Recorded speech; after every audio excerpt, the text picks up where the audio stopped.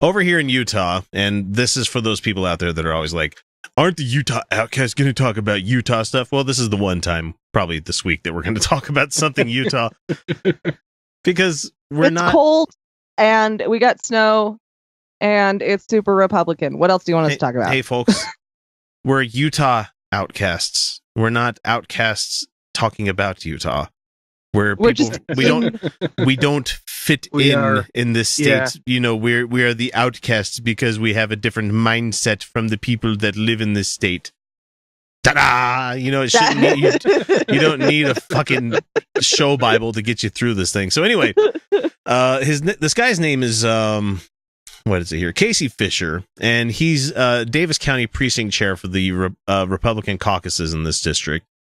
So he's one of Kyle and I's guy, you know, or not ours because we're not GOP or anything.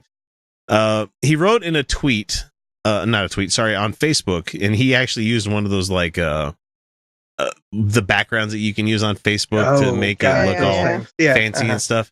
He said, "The more I study history, the more I think giving voting rights to others, not the head of household, has been a grave mistake." Yeah. 2018, and this guy said... That's why you asked me if I'd heard about this. Yeah.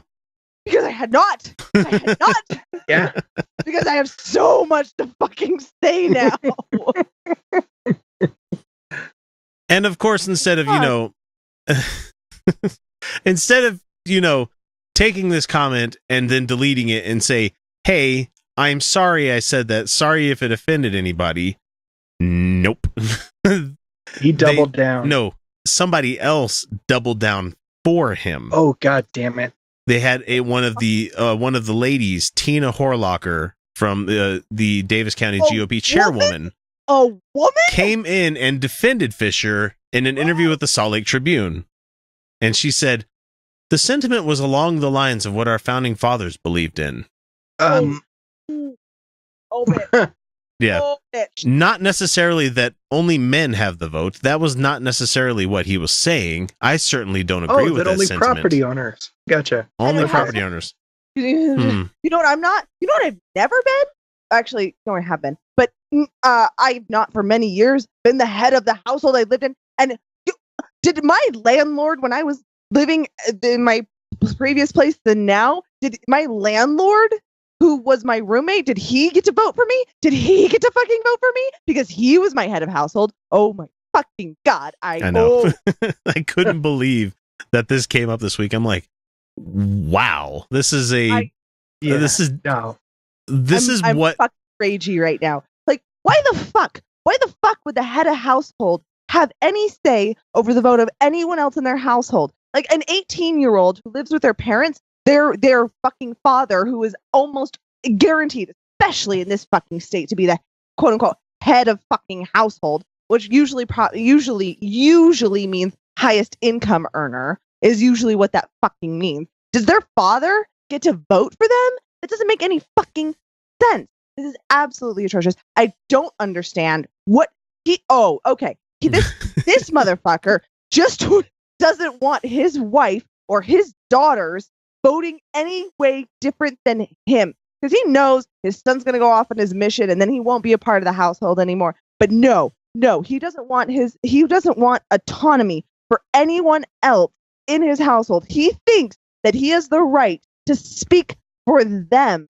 Oh my God. And yes, you're right. He's absolutely right. The founding fathers did want it that way. And that's because they were slave-owning, sexist pieces of shit in so many fucking ways. They had some really good ideas, but we definitely need to expand on that because they were not great people in many, many ways. And they were wrong. They were wrong about land-owning heads of household men being the only ones to vote. And you find me those houses that are headed household by women, because they are rare. They are so fucking rare. My mom was one of them, but like that's like 1 out of 100 in some parts of this state. And it's just so insulting, and it's so power grabbing. And the founding fathers weren't gods. They weren't prophets. No. They were men, and they never claimed to be anything but that, which is why they wrote into the Constitution abilities to change and adapt it, because they knew they were men. You ready to hear some more? There's more. But tell us how you really feel. Yeah, I know, right? So Horlocker, Tina. My ability to vote and the ability to vote for people who were historically disenfranchised is something that I am very passionate about.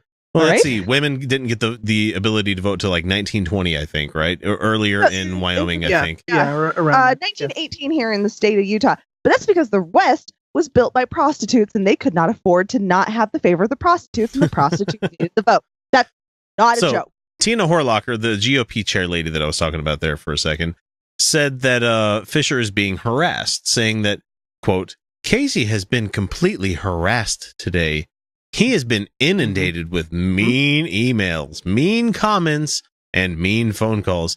I mean, seriously, he's quite astounded by the repercussions of all this. Oh, damn, he said something shitty. Adults don't deserve to vote.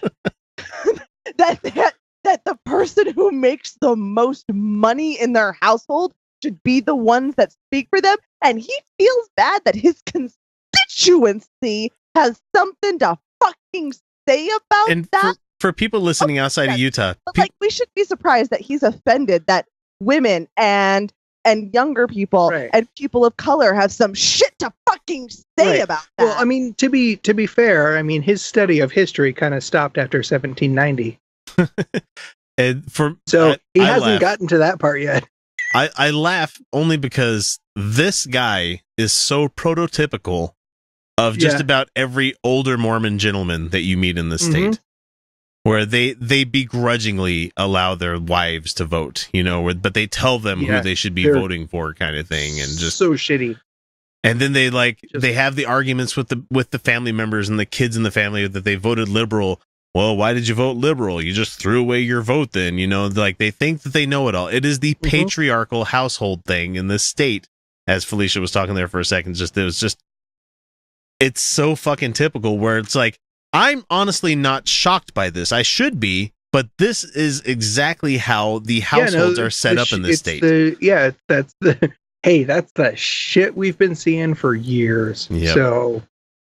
So she also says she disagrees with how his comment is being politicized. I know Casey, she said. I know him. Political. That is literally what he's talking. The vote. It's a vote. It is political. Oh, wait, let me get into her character. I know Casey. He's a really good guy. He's a good guy. Sure. He's a good guy who doesn't think women and poor people should get to vote. I think that he just put something out there without thinking about what it looked like. Yeah.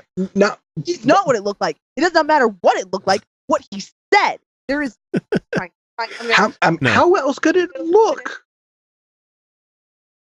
And so Rob Anderson, who's the chairman of Utah's GOP, said on Twitter that I denounce any verbiage that disparages voter participation.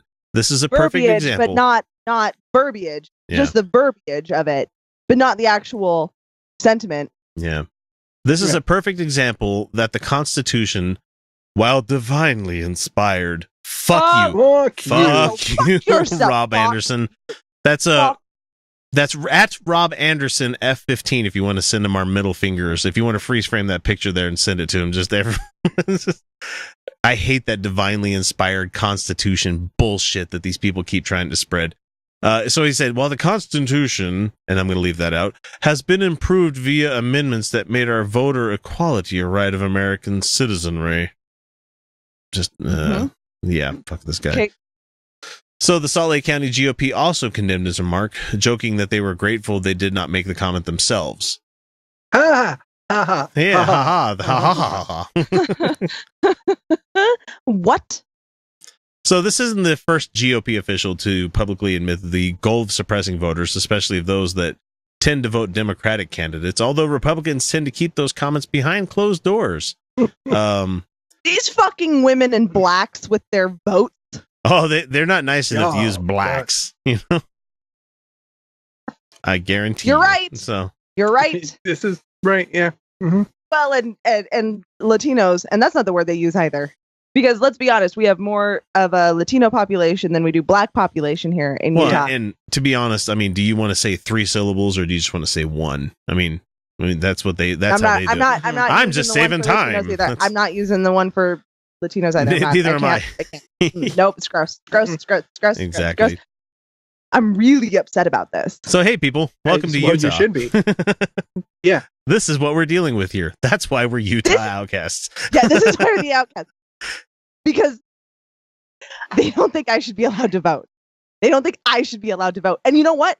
They don't want me to because they know I'm not voting in the way they want me to vote. This bitch is not going to submit. I swear to fucking God, I'm door knocking so hard this year. With your foot. Knock with your foot.